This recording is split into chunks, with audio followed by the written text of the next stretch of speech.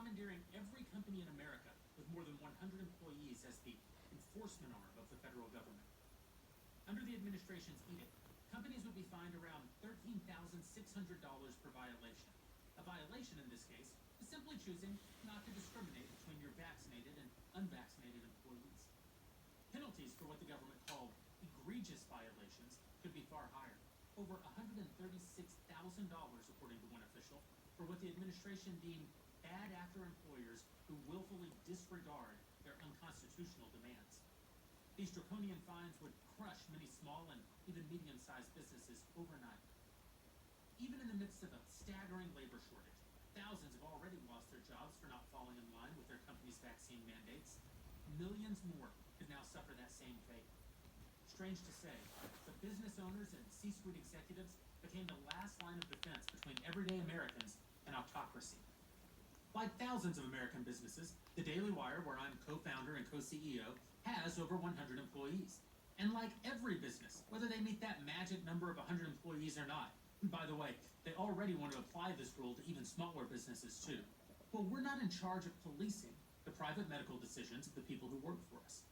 In fact, if businesses were to insert themselves into the medical decisions of their employees, well, they'd be exposing themselves to potential liability for things like discrimination, retaliation, privacy violations, and even ADA noncompliance. Look, I've said this since well before President Biden made his initial vaccine mandate announcement back in September, but it bears repeating. The Daily Wire is not anti-vaccine. I'm personally very pro-vaccine. I think the COVID vaccines are some of the greatest scientific achievements so far in the 21st century. But see, that's just the point. That's my opinion. And my opinion doesn't put me in charge of making personal medical choices for the people who work for me. Some of our employees have chosen to get the vaccine. Others have natural immunity after previously contracting COVID-19. Others have autoimmune conditions or previous allergic reactions to vaccines that make them hesitant. Still others have personal or religious objections to the COVID-19 vaccine. OSHA's politically driven rule took none of that into account. Instead, the administration tried to fit a square peg into a round hole by applying this broad, expansive, one-size-fits-all mandate to a randomly selected portion of the American workforce. This mandate is not just wrong, it's illegal under federal law. The Constitution simply doesn't grant the federal government the power to insert itself into employment relationships this way, and even if it did, Congress certainly never delegated that power to OSHA. And that's why we at the Daily Wire didn't go along with it.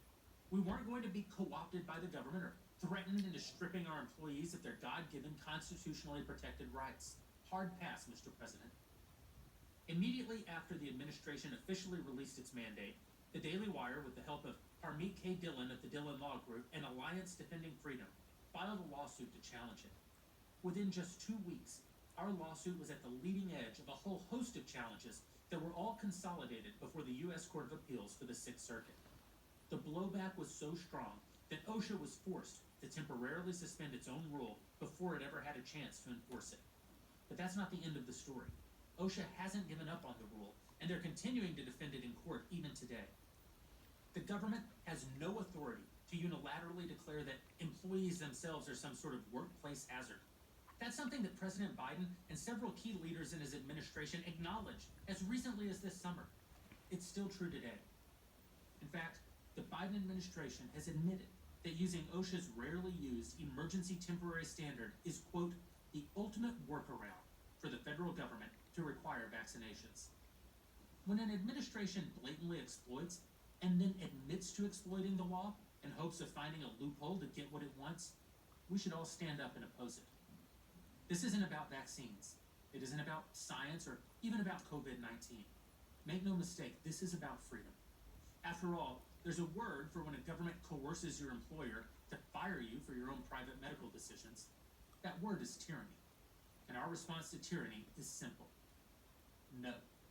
No, we won't stand by while you rob us of our God-given freedoms. You can follow our case at adflegal.org. Subscribe to ADF on YouTube or follow them on Facebook to learn more.